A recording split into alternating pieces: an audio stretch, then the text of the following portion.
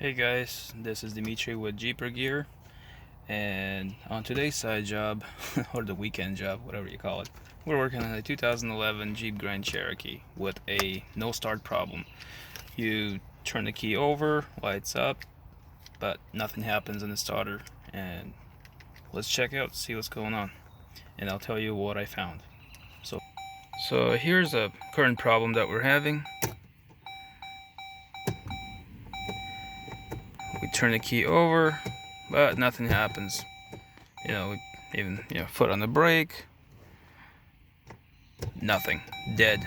Yep, it just goes dead like it wants to start, but nothing happens. Anyways, so let's check out and let's go see what the problem was that we have here. So we're working on a 3.6 liter Pentastar engine today, and here's the main cause or culprit of our issues with this particular Jeep.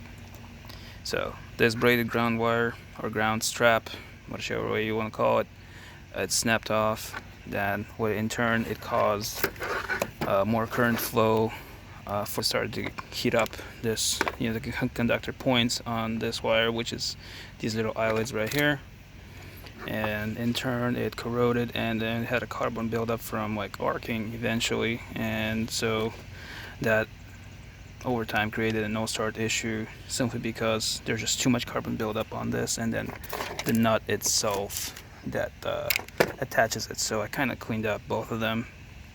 They had a lot of buildup on them and like kind of gunky little, like, this arc byproduct. I got this particular replacement wire for the braided one from Amazon. Amazon did not have this one. Advanced Auto Parts didn't really have one, and then O'Reilly's didn't really have one either. It shows that they have it in stock, but when you show up over there, it's just not on the shelf. I don't know, they eat them or something, or the tweakers steal them. Don't know. Anyways, so this is the one that I got from AutoZone because the Mopar dealership wanted a ridiculous amount of money for something this simple. It was like $20-something for this, and then you have to wait for a couple of days. Don't understand why they can't keep this in stock. Anyways, so the part number is 60213. It's a Dorman brand. This one's just a little bit thicker and obviously built better to last. So I will include a link in the description for this one to the Amazon one that I got. They're a couple of dollars, and usually it ships pretty fast too. Alright, well, let's put this back on and give it a start, see if it runs. Hopefully that solves our issue. So, a little quick update on this whole progress. Anyways, so this particular wire just looks a bit different than, for example, the stock OEM one. The OEM one has like a push-through grab-on deals that will mount to the stud on the mount bracket right there, that little deal. See where it broke off? Yep. So instead of doing that, I'm going to mount to one of the 10mm bolts on top where the shield is. See that opening? So that's where I'm just gonna mount it to that point right there, since it is still part of the body or part of the bracket, and it will work just fine on getting that ground into it. Whether I'm gonna do it that way, this is probably gonna be more secure anyways.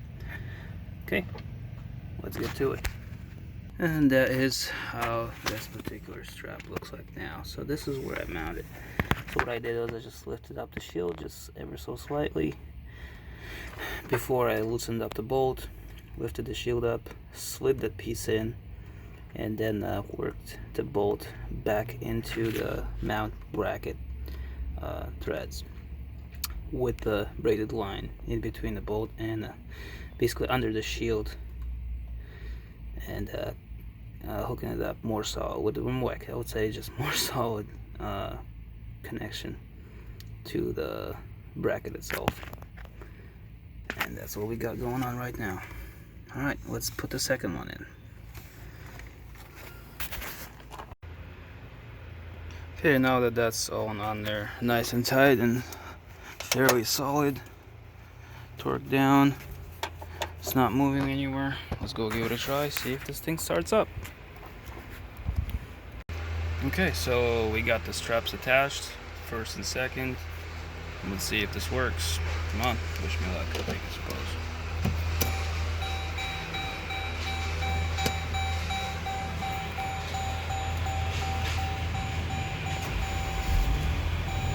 Yay, it works. And she runs, she lives. So now what I'm gonna do is I'm gonna test for the overcharge current condition, since it was throwing the code for that. It was a P0622, I believe. Generator circuit overcharged or something like that. That we was throwing the code for, and then multiple modules in this particular vehicle were showing that there was an overcharge current, or overcharge current above threshold condition for ABS, PES, and then body control module was showing all the same codes. So we'll give it a run, see how she handles, and I believe that was the issue. That's why the alternator had to work extra hard and put out more current than it was supposed to. Hopefully it didn't, cause any other issues or break anything else in the process. There were a few relays that were slightly hotter than they were supposed to be, and they were beginning to discolor, and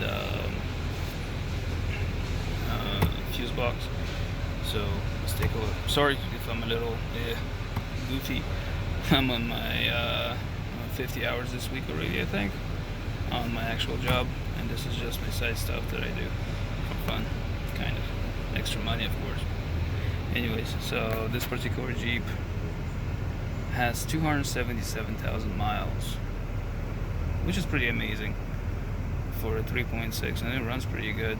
As I heard somebody call it a wonderful piece of shit for a 3.6 Pentastar. Well, I mean, so far so good. I think the only issues I've seen with these engines was just the little rocker arms kind of getting worn out or sheared, and then you start getting those sticks, which is pretty easy to fix. Anyways, let's go do some tests and see what happens, guys. So alright, we're reading some codes off this Jeep after fixing the straps.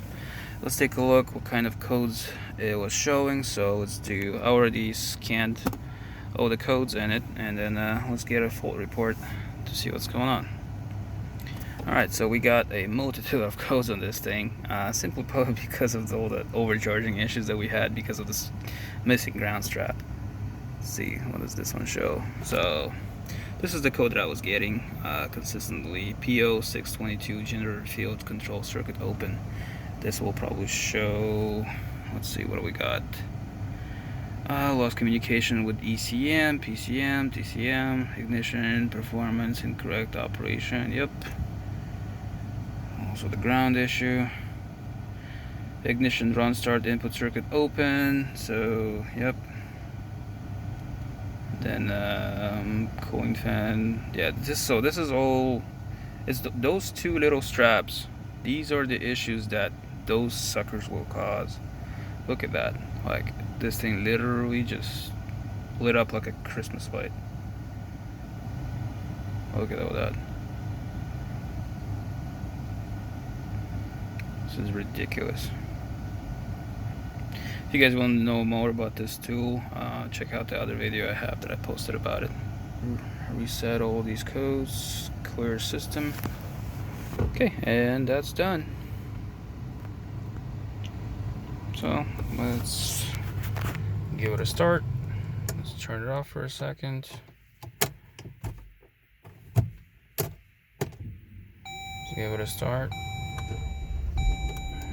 And she runs. Okay, let's see what she comes up with right now.